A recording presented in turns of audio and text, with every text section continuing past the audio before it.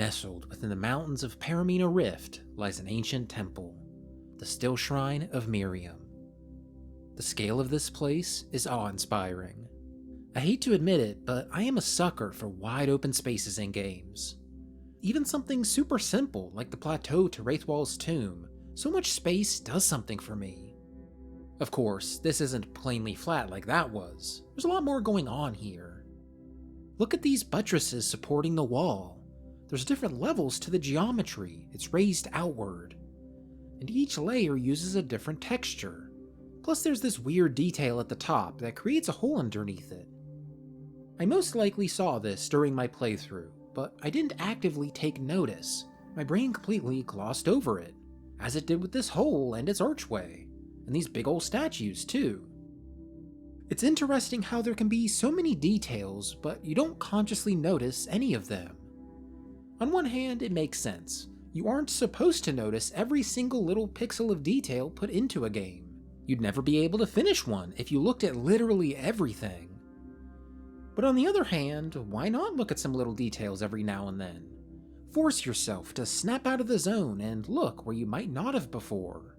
Give the environmental artists the time of day and take note of the work they did. I'm here to help you do that. Welcome to Video Game World Tours. We're concluding our look at Final Fantasy XII.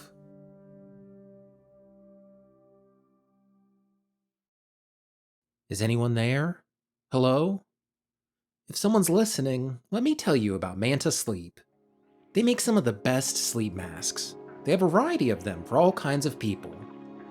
I recently got a hold of the new generation Manta Sound sleep mask.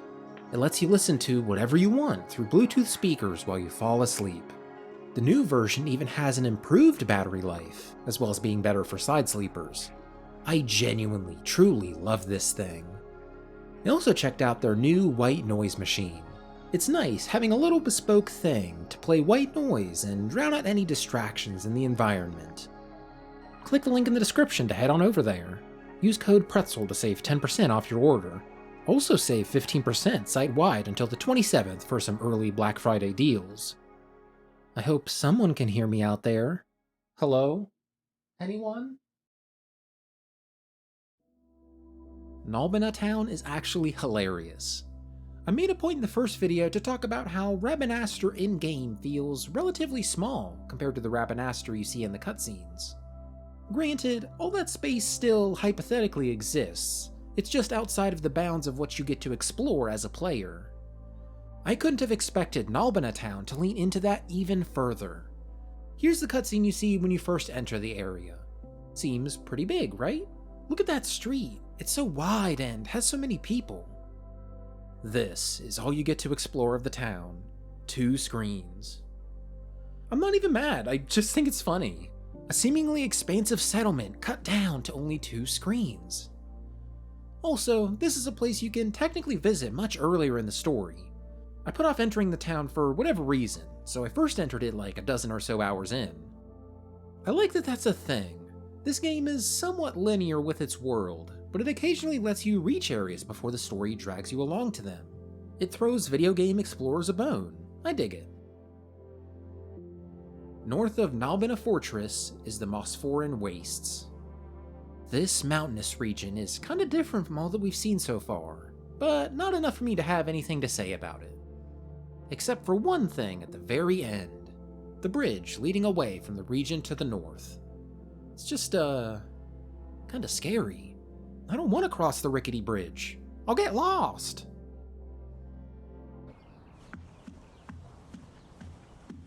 The area it leads to, the Celica Wood, feels similar to Golmore Jungle. In fact, the traversable area in this region also has you above ground level. If you remember from the first video, I pointed out how you never saw the transition from the cave you enter to the bridges above there. Here though, you see that. Isn't that neat? No. Whatever, who asked you? The Celica Wood feels a ton more jungly than Golmore Jungle does. I pointed out before how I wanted to see some natural light pouring in from above. And how about that? They did it here. It's like they watched my previous video and made this area to appease me. Thank you, Squeenix. I really do love this place though. The vibes are great. It's kind of like a Root Village, but with a green tint. I only wish there were peaceful villagers here and not devilish creatures who want nothing more than to drop me dead.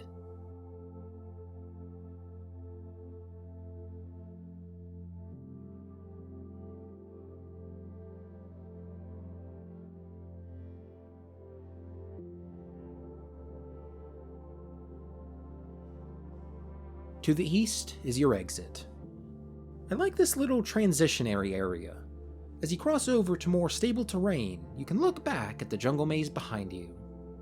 It's not a super special area or anything, but I like spots that give you a moment to reflect on the environment you were just in before moving on.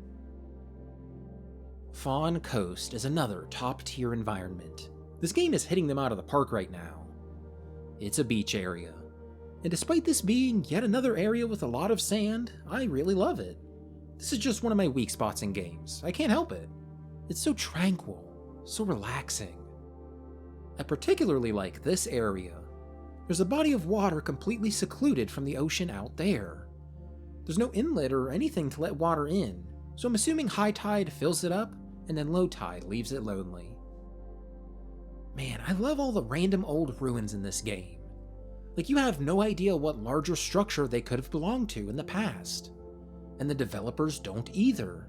It's not like they genuinely thought about the history of these particular pillars and what they originally belonged to. But in-world, the people might not know the purpose either. It's a history lost to them. You and the people in the game world are kinda synced up there. It's neat. In the east, I found this peculiar line of treasures. The way they fade into view as you walk closer is funny. They just keep coming. I didn't want to collect them during my playthrough so I could show them off during this video. And I can't collect them now because I haven't recorded footage yet. So I guess I'll just never see what's inside them. Aww. Nearby is the Hunter's Camp. It's a camp of, well, you know. I would love to call this place home. To be a humanoid lizard creature, just camping out on the coast with my bros.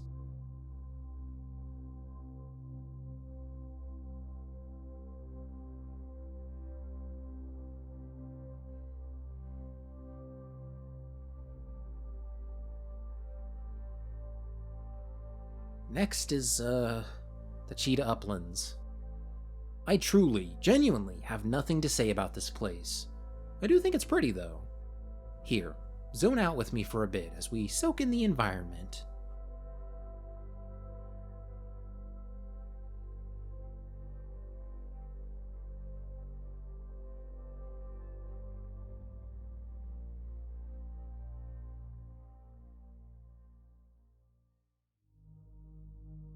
Sochin Cave Palace is to the north.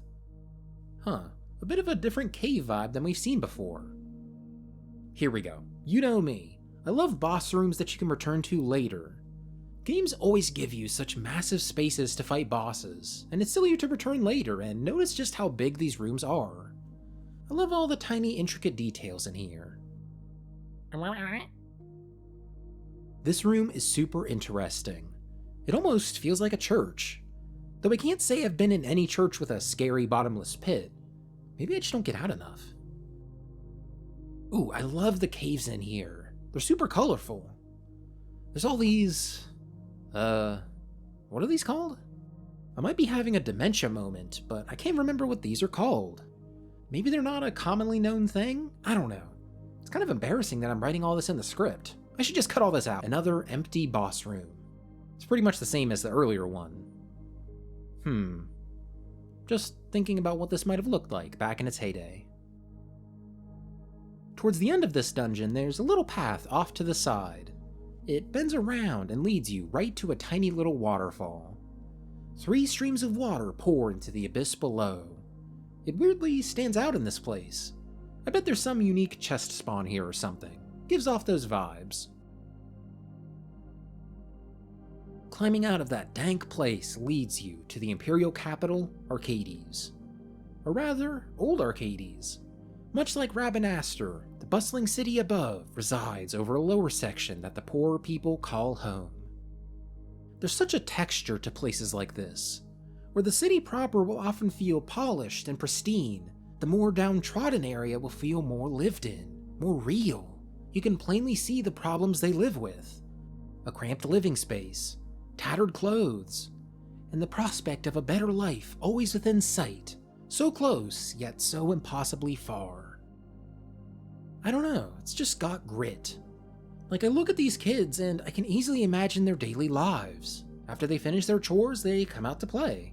This girl's got a super thick accent. I love that.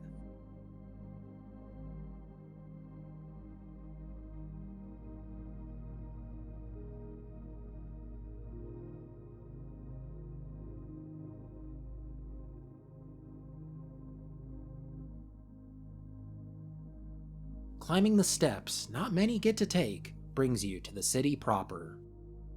Man, it is cool though, can't lie there. Compared to Rabanastre, I actually do feel the scale of the city here. There's wide open spaces, with inaccessible paths below and around you. I can easily imagine how the playable space you get to explore connects to the larger space that you can't. I particularly like this little nook in the northwest. It envelops me.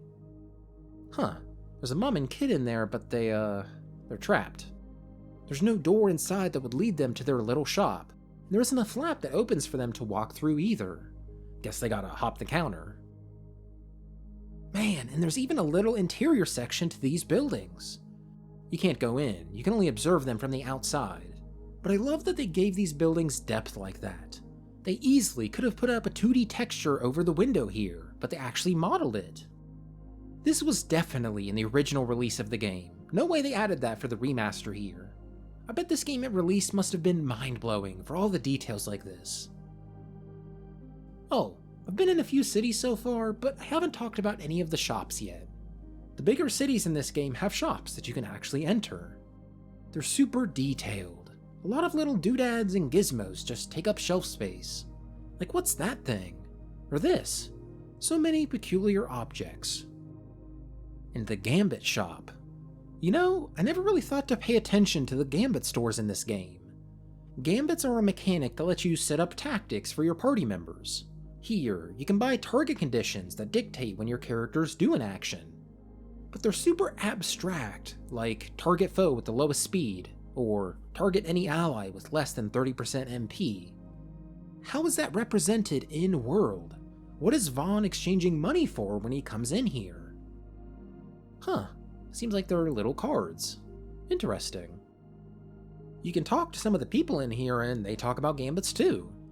I genuinely didn't even consider that gambits as a concept would exist in this world. Like, this guy's trying to explain them to his mom, but she isn't getting it. Never would have noticed all this if I didn't explore the stores in this game. I love going in these and just observing the floor plan, seeing what shelves are placed where and what's on them. All the shops have super cozy vibes. I did kinda rag on this city when talking about believability in regards to old arcades, but aesthetically, I love this place.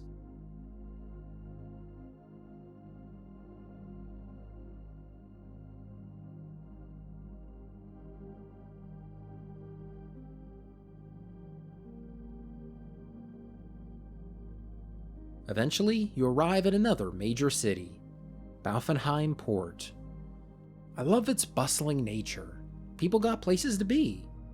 Where Rabanastre and Arcades feel like cities with civilians hanging out doing whatever, Baufenheim is all business. I like this scene. You get to gaze out at the beach and the ocean from here. It's calming. Quayside Court too. It has a lovely view. This reminds me of that one area we looked at in Boujerba. I love public squares.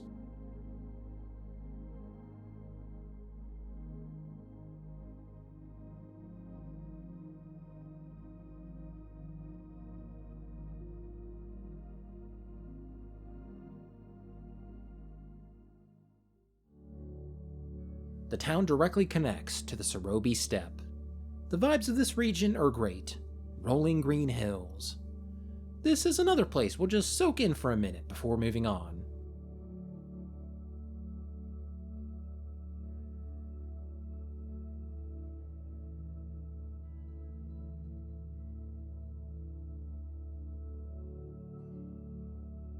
The story starts to pick up as you head to the Feywood.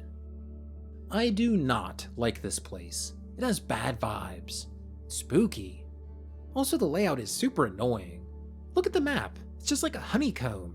You're zigzagging all over the place trying to reach your destination. Then as you reach the last 2 rooms of this area, you're given a puzzle to solve. You're wandering around in low visibility, fighting off dangerous monsters. Silent Hill-ass place. Get me out of here. I do think these little buildings are cool though. And these giant archways that presumably exist for some reason. Reaching the end, you come across a big gate. You know you're going to Giruvegan, but you don't know what it looks like yet. Bit of an environmental surprise on your hands. Only one way to find out what it is. Now this is nice. Bodies of water that endlessly stretch out are always cool. Scale is impressive. Look at the structures too, they tower above you. And there's no interiors to these, they're just decorative, at least as far as we know. Man, look at that. I almost wish they made you walk these distances instead of teleporting you. I don't care that it'd make the game more annoying, the epicness would balance things out. Inside Giruvegan, it's kinda cool, I guess. What is that, buildings out in the distance? Huh. Then as you go lower, things get green. I like green. Not long after that, it's time for the main event of Giruvegan, the Great Crystal. I, unfortunately, do not vibe with this. The aesthetics are kinda cool, but every room in here looks exactly the same. Plus there's no map to help you get your bearings. You're in the dark as you explore here. This game has some lovely and fun environments, but it occasionally likes to throw one nasty one at you. Not a fan of the Great Crystal. The Necrohole of Nabudis is an interesting location. This is an optional late-game dungeon that houses some challenging stuff. At first, I genuinely thought this was a return to the area where you start the game as Rex. There's a lot of similarities, particularly with the staircase. I thought this was one of those times where you return to an earlier area in the game and it's much more difficult. But it turns out I'm stupid. All that stuff with Rex was in Nalbina Fortress. This is in Nabudis. Kinda sad it wasn't that though. I love that trope. It's always so satisfying to revisit places and reminisce. There is one weird thing you can find in here, something that's emblematic of this game as a whole. In the northern area of the Cloister of the Highborn Zone, there's a room. Seems normal, right? Nothing really of note about it. Well, that you can see. If you walk up to this corner right here, there's a mysterious prompt. Oh, is there a button to press here or something? Let's interact with it and... oh. There's just a guy. It's a merchant. He walks in from nowhere, sells you some stuff, and walks away, disappearing as quickly as he appeared. This game is full of stuff like that. Hidden chests, hidden rooms, cryptic puzzles, there's so much that isn't obvious at first glance. But it kinda gives the game character.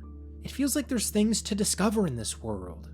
I just happened to stumble across this guy during my playthrough, and he even sells a super powerful spell.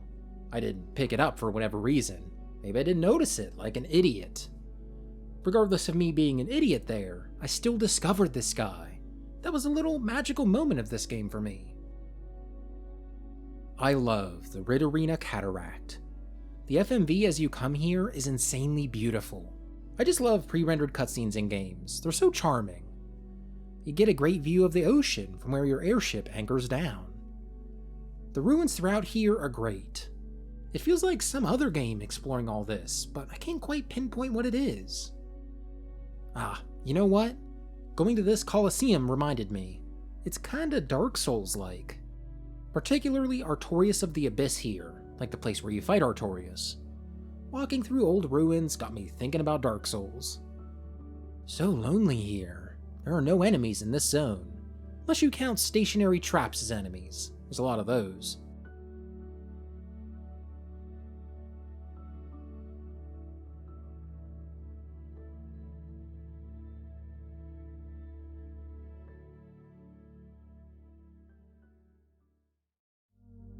Some stuff happens, blah blah blah, you beat the game. The final area of the game doesn't really have anything interesting spot-wise to show off. Some games just be like that, unfortunately. But rather than end the tour on a dour note like that, I know somewhere else we can go. It's the penultimate dungeon of the story, Pharos. Much like the Great Crystal, this place annoys me. I found that when games keep me in a dungeon for a long time, I almost never want to talk about them in my tour. I'm just tired of seeing the same space for so long. It's lost its luster. Though I do kinda dig the main room here. Reminds me of the Water Temple from Twilight Princess. The main spot to show off is at the very tip top of the dungeon. Thank God I made a save up there. Look at how much space I'd have to traverse just to reach it. Anyway, you ride an elevator up here. You do a bit of walking, and then there's a cutscene. You talk about some story stuff, and then you're back in control. Only they walked a good bit of distance without you. Walking all the way back reveals just how long this path is. This is kinda like what I wished for back in Giruvegan. They make you walk a good long way through here. Unfortunately, the cutscene breaks it up, but it's the thought that counts. I love the scale it brings to the world. The game does this sometimes, and it really fleshes it out as a believable space. This world truly is believable. It's not realistic. Obviously, we don't have magic and all that in our world. But it's true to itself. It's consistent. It's authentic. I think that gets to the core of Ivalice. It has an aura of verisimilitude, and that goes a long way to making a world memorable. Thanks for hanging out through this tour, guys. Next video will have me ranking this amongst all the other RPGs I've played for the channel. You're gonna want to see that. Feel like I got some hot takes. After that is a tour of another RPG. I won't spoil what it is exactly, but let's just say it's appropriate for the season. Drop your predictions in the comments below. Thanks again, Predisons. See you all next time.